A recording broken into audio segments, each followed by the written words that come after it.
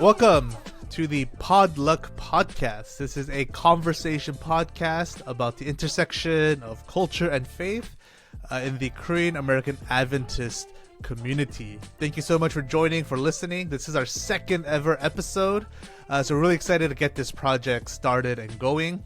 Ultimately, what we want to do is just talk about things that affect us as Korean American Adventists. Some big picture issues, specific issues, things that happen in mainstream culture that affect our faith and our churches. And we're going to eventually interview different church members and kind of get their story as well. And so this is all about just us as Korean American Adventists living in North America, going through life and church. And so I am Jason Kim.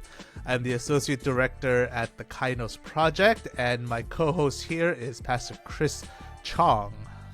Hey everyone, I'm so glad that you're joining us on this podcast.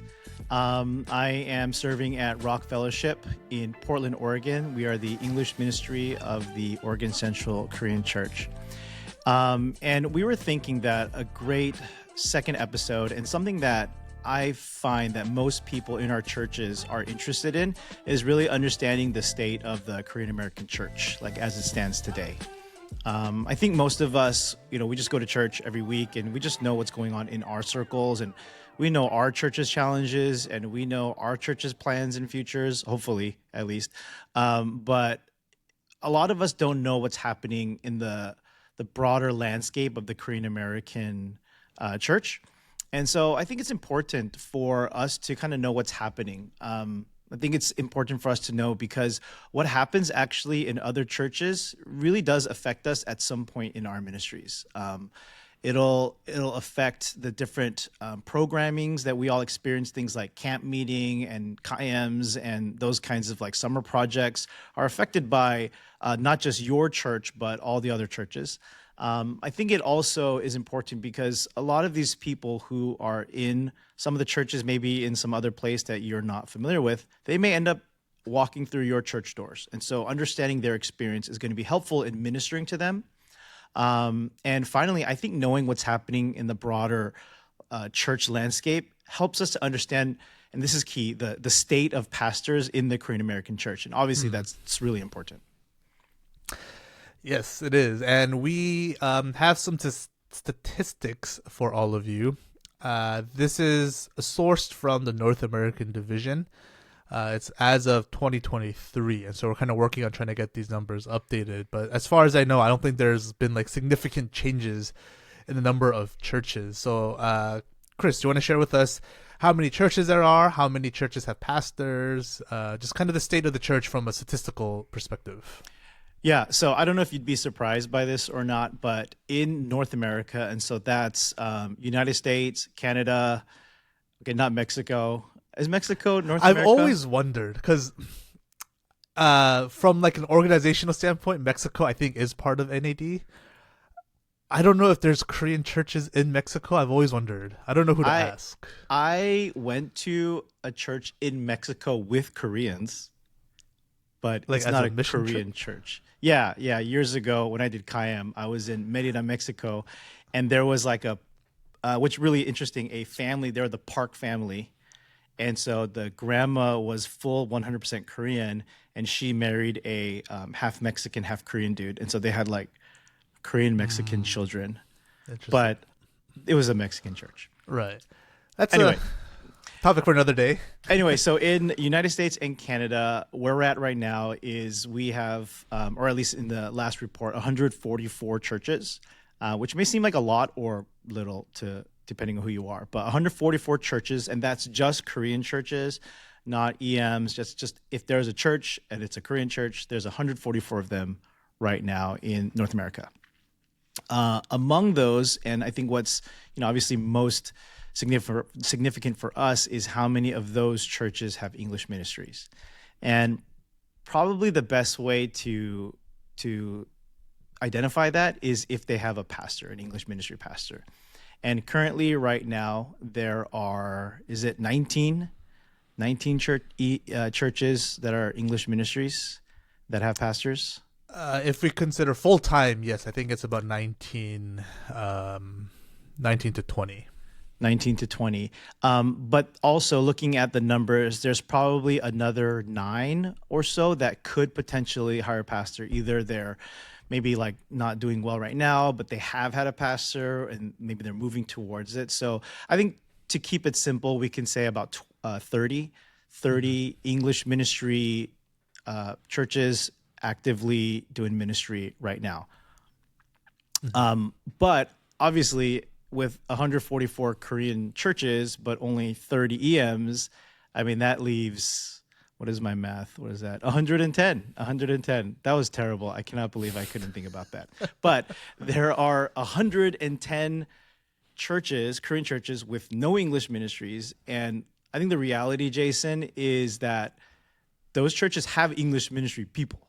It's not like it's 100% Korean churches full of only Korean-speaking people. Right. I think it's actually pretty rare to find like a just Korean speaking church. I think there's like a handful of them, obviously. Not to say that EMs are like huge either, but there's like at least 3, 4, 5, 6 people who speak predominantly English who go to these Korean churches. So what do they do? So that's like worship and stuff. Yeah, that's the big thing, right?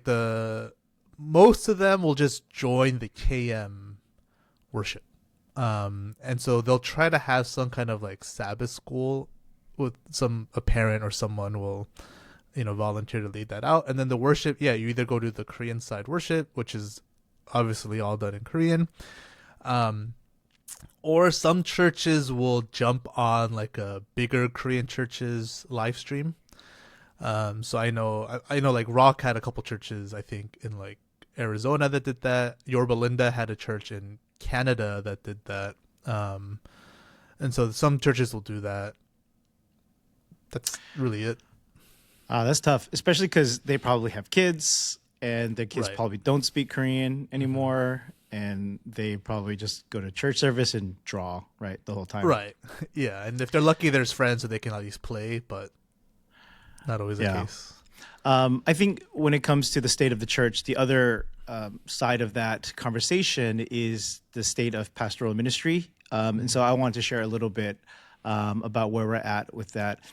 Currently, and this is like very current, as far as I know, there are 2 seminary students who are Korean that have an intention to go into English ministry. So that's 2 in the seminary. And then in our undergrads, there's 1 that is committed to Korean EM ministry. And then there are 3 who, like, they're not fully committed. They could do American, they could do a Korean ministry. So they're not really sure yet. So, we got 3 coming up the pipeline soon, and then potentially 6 if like they all choose to go into English ministries. Right. And I think for us, that's actually, again, depending on how you look at it, it can be like, wow, there's only 6. But at least for us, it's like, wow, we have 6. Because 3 years ago, we had 0. Literally 0. Yeah, a few years ago, we all kind of panicked because I don't know how it happened, but we just started talking and we're like, there's nobody studying theology and like we're in big trouble. So, I mean, I'm thanking God for this, like where we're at right now, honestly. So for like comparison's sake, I don't know if there's ever like a heyday of like pastoral ministry or pastors in like undergrad seminary, but I'm assuming back in your day that was the closest to like a heyday we had. So well, first of all, I'm offended that you say back in your day as if I'm like super old. Yeah. If it was unclear, I want to make it clear. Back in your day, long time ago. Okay. Yeah. So you went to PUC for theology. I mean, as best as you can recollect, how many Theo students were there across the country? I mean, I know it's hard for you to account for like Andrews and stuff, but yeah. So when I was in school, at least in our program, there was actually really crazy. At one point, there were 8 Korean theology students when I was at PUC, and most of them either switched or finished their education, but then did something else. But among those 8, I would say currently there's 2 of us still serving in ministry, and two that were in ministry and then are no longer.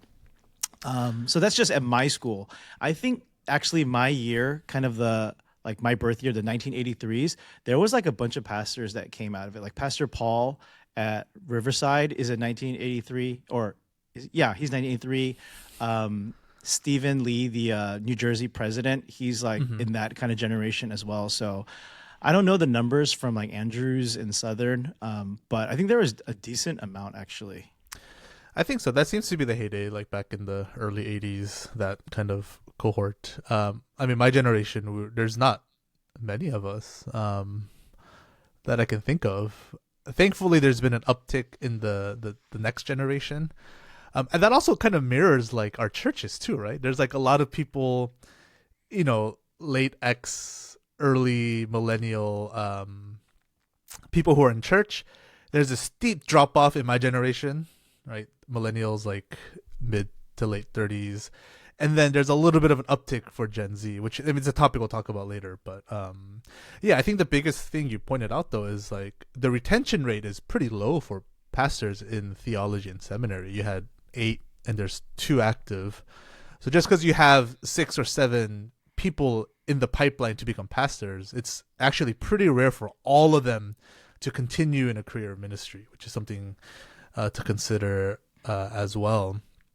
The other thing that we kind of wanted to bring up is, Pastor Chris, he talked about, the number of churches and how many EMs there are. But the unfortunate reality is, even though there are many churches with English-speaking congregations, most can't really hire pastors. They're not in a position to be able to hire pastors, whether it's financial or kind of the state of the church.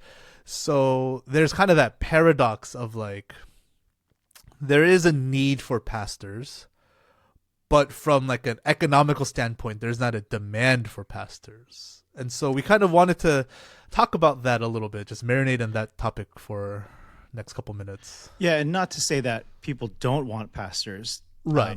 But the demand in terms of who is actually able to hire a pastor, financially be able to support a pastor.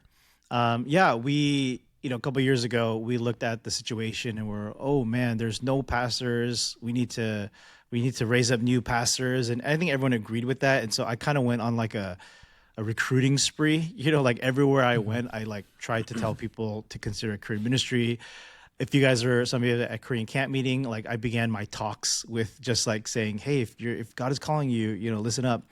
And even Jason and I started visiting schools and undergrads to talk to students and kind of explain what it's like to do ministry, and also to kind of bring light to some of the myths that I think prevent people from going to ministry. And then we have some, and then we looked at our churches and we're like, oh no. What have we done? Because we're like raising up people, but they may not be able to get jobs in the Korean church. And so that's kind of a paradoxical issue that we're dealing with like right now. So why do you think there are many churches who are just not able to hire a pastor? I mean, you outlined earlier, there's 144 total Korean churches. There's 20 some that have EM pastors. I mean, there's, conservatively speaking, there's got to be like 70 churches that presumably need pastors. Why is it that these churches are not able to hire? That's a huge question, and I think that's definitely one we're going to have to unpack and tackle in a later episode. But I mean, right now there's just so many issues. I mean, like it's easy to say, oh, like the Korean church is struggling, but that's not the only thing that's true. The truth is that Christianity is struggling. And churches are struggling. And I think there are reports that there's some revival among Gen Z, and maybe we're seeing that, and that's fantastic.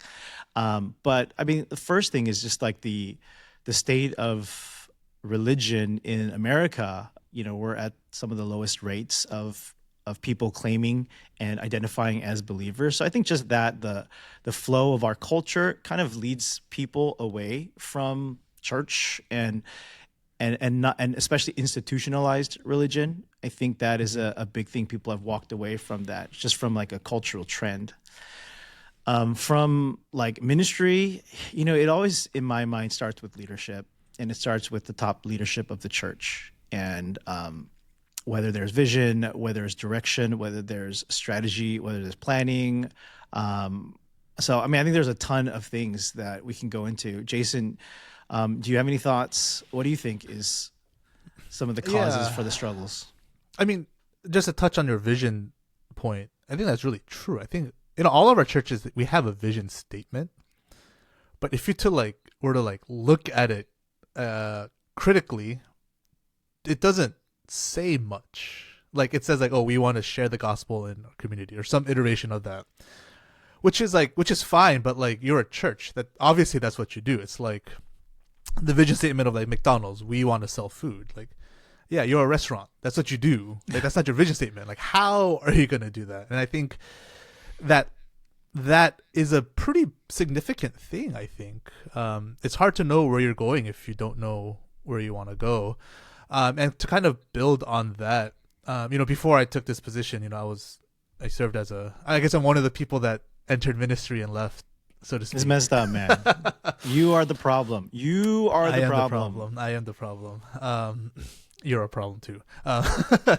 But I remember when I was in the local church, the structure was kind of difficult. And we're going to talk about this, I think, in a couple episodes, but we essentially have two separate churches that coexist in the same space. So for your larger churches, you have the Korean side, and then you have the English side.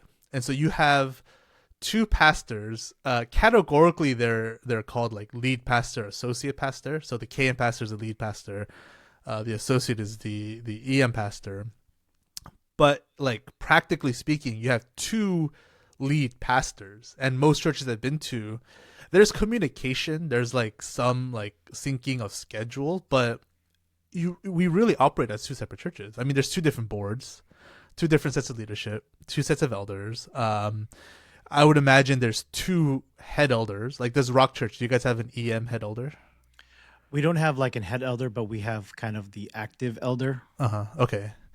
Yeah, I think one of the churches I went to, there was an EM head elder, and there's obviously the KM head elder. And so that structure kind of hurts the English ministry, in my opinion, because for the EM, our target is really the immediate neighborhood. The KM target is wherever there's Korean people. And so that may not sound like a significant difference, but it actually does make a big difference. When I was in LA Central, for the EM, our target was the literal neighborhood the church physically was in. And that's where we tried to do ministry. And the Korean side, it was more where all the Korean people were. So Koreatown, and realistically, not even Koreatown. We're talking about suburbs of Los Angeles, right? So Temple City, Alhambra, places like that. And the type of people we're trying to reach are so different from a cultural standpoint. It felt like it was kind of limiting in the way that we could do what we believe was our ministry. And I think for me, that was kind of a big hurdle. There's two churches with two different visions going in two different directions, but we're tied together. And to be completely honest, one entity has most of the power. So no matter how much we want to go in the other direction, we're still kind of dragged in the direction that the KM wants to go, because they hold the authority and the power. And in many cases, they hold the money. We have to ask them for a budget. Very few churches, EM churches, have their own separate bookkeeping. So that structure was kind of, for me, it's hard to grow. Okay, so what you're saying, I mean, filtering through all that, which is great stuff, by the way, very true. What you're saying, tell me if I'm wrong. The KM is the problem, is what you're saying. I think so. And I'm not saying that to denigrate them or criticize them. It's just they have a completely different vision and goal for church. EM for us, we're in a weird space because we grew up in like the Korean church, but we're also a little bit more connected to like Christianity at large. And again, I don't know how this is for different parts of the country, but like at least where we are in the West Coast, there's a little bit more interconnection and discussion and dialogue between like Adventist pastors and non-Adventist pastors, Sunday churches. And so we're able to kind of see how they do ministry, and we kind of learn and we kind of see what they do and the strategies they have. Whereas a Korean Adventist church is kind of really like self-contained within the Korean Adventist church. And the only model that they have for church is back in Korea. And it's like not that easy to just go to Korea to observe what they do and take strategies. So they're kind of having to form something here. And so, yeah, I think it's hard, right? Like if you ask any EM member, like, do you think your church should be exclusively Korean?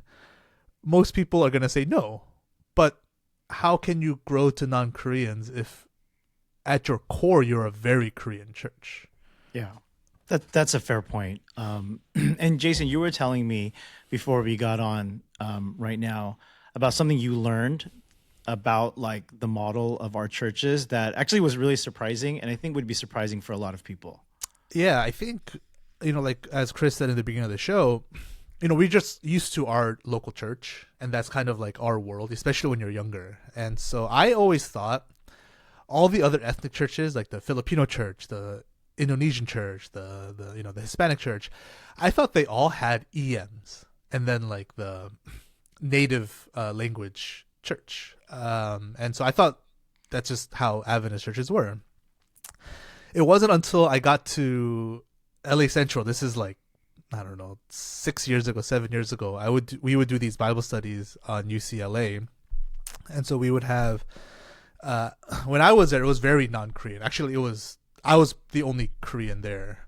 And so we had people from different backgrounds, and we were kind of talking, and it dawned on me, like, all their churches, they don't have an EM. And so this one girl, she went to the Spanish church in Orange County. And yeah, the way she explained it is the church, it's a Spanish church. It's a Spanish speaking church. They'll have like the youth Saturday, like once a month or something. And they have like youth events once in a while. But when you go to church, it's in Spanish.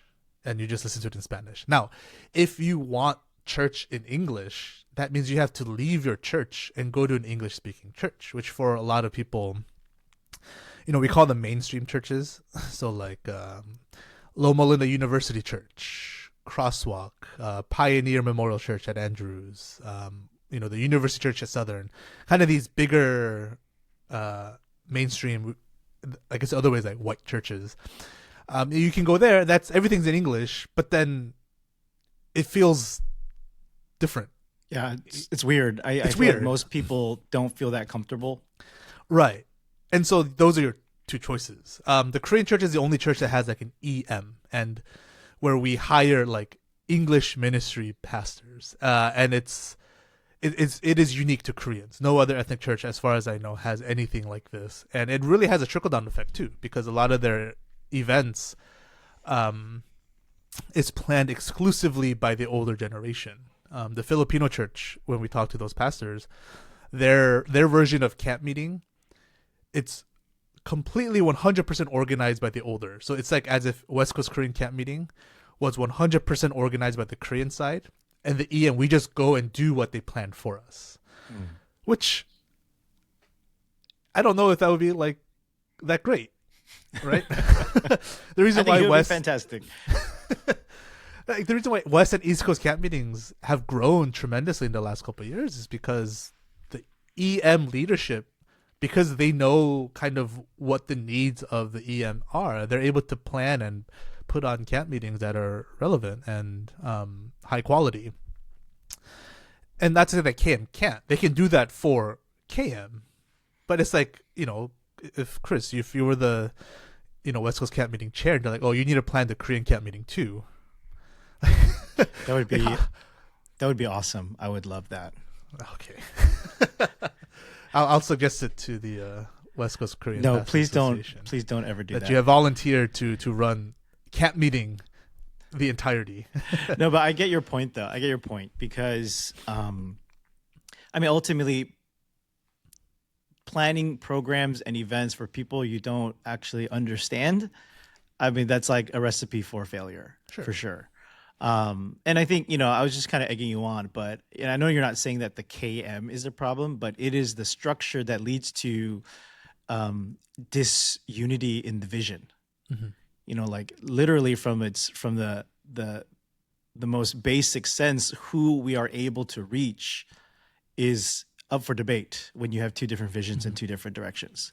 And I've experienced that there's an amazing sense of energy when there is a full support by the Korean ministry for the English ministry. And then I've seen the other way when we're not aligned, and generally we can be peaceful and like everyone just do their own thing. But occasionally you'll hit a moment where you're at odds, and those are difficult. And that especially happens in the hiring of a pastor. That's when it gets the worst. And so if you are listening to this and you're a part of a church and you ever get to pastoral search, you actually need to be very careful, because that decision and that process can be really, really impactful for the church. I don't know if I can say most, because I don't have any numbers, but I would say so many church splits often happen because of pastoral hiring and who is going to get hired and who gets to say and who gets to decide that. That becomes very, very, can be very, very painful. Yes, 100% agree. Even the pastor hiring process is Korean churches do it a little bit differently than non-Korean churches. Typically, if there's an opening at a church, the church will go to the conference and say, "Hey, we have an opening," and the conference essentially handles all of it. So they'll find candidates. They'll send them to the church to preach and interview and things like that, but the conference takes point. But for the Korean churches, it's actually the opposite. And so, Chris, you can talk about it because you head this organization, but there's organizations in the Korean church that help churches find other Korean pastors. Yeah. So if you're not aware, there is a thing called MPAC, which stands for English Ministry Pastors Advisory Council. And not to throw so many acronyms at you, but we're a part of a larger organization called KCA, which is the Korean Church Association. And so there is an association for all the Korean churches in North America, and the English ministry portion, we are a department of that group. And currently I serve as the president of that group. And one of my main jobs, thank you. I love it very much. But no, it's it comes cool. with a It's pay pretty bump, cool. right? Like you get paid extra for this. Yeah. No, I don't get paid anything. I get $0 for this. Completely voluntary position. Yeah. Anyway, so one of my roles is to help facilitate pastoral transfers and hirings, because generally, like, churches don't know who's out there, and I generally do. And so what will happen, I think ideally what will happen is, let's say there's a church that wants to hire a pastor, that they would reach out to me and say, "Hey, we'd like to hire a pastor." And then we have a conversation and I get to know your church a little bit. And then I can tell you who's out there and what kind of people, and the churches will say, "Okay, we're kind of interested." And then I'll play matchmaker.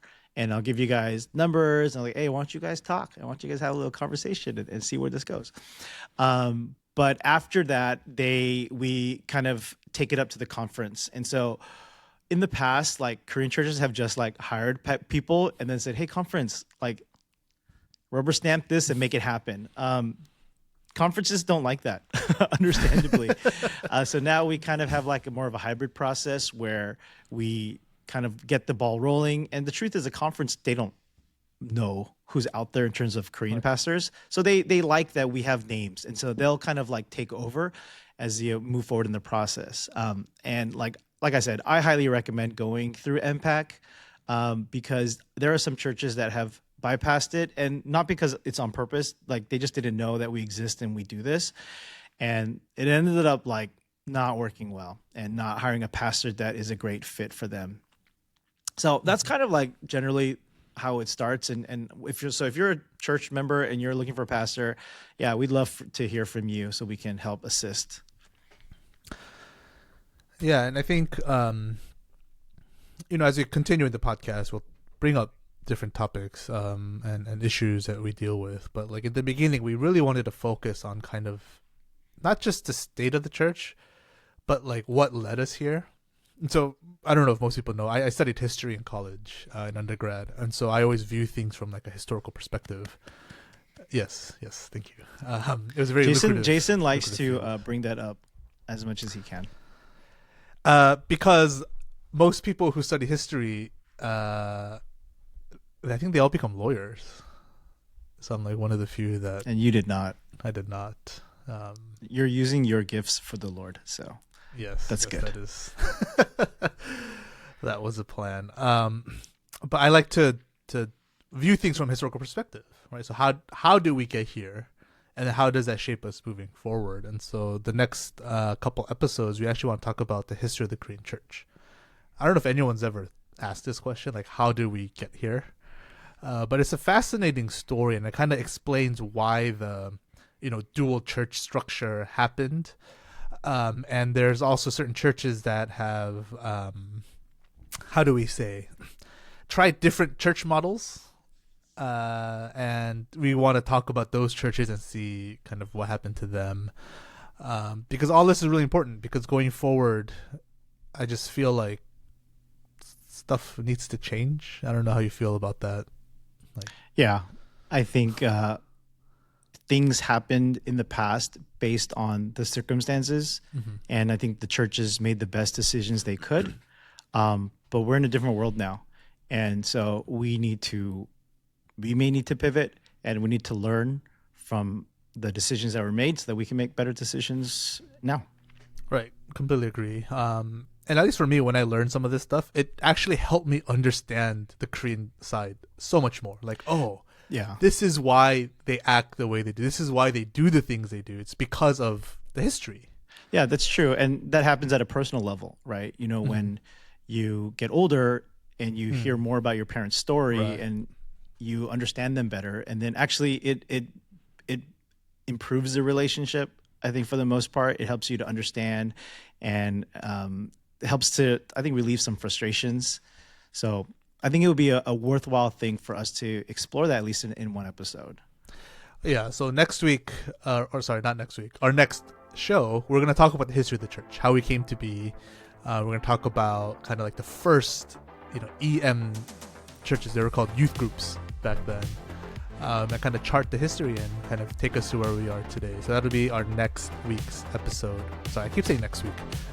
Our next episode on the history of the Korean church. Yeah, we still are figuring this out, guys. So thanks for joining us on this fun journey.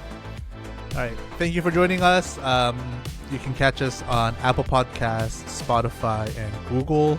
If there's a platform you really want us to be on, you can message us individually. You can watch us on YouTube too if you just want to sit down and just watch a podcast. That's an option. The comment section is open for you to comment and make suggestions, and we will see you all next week. Thank you for joining. Not next week. We will see you next episode. Thank you for joining.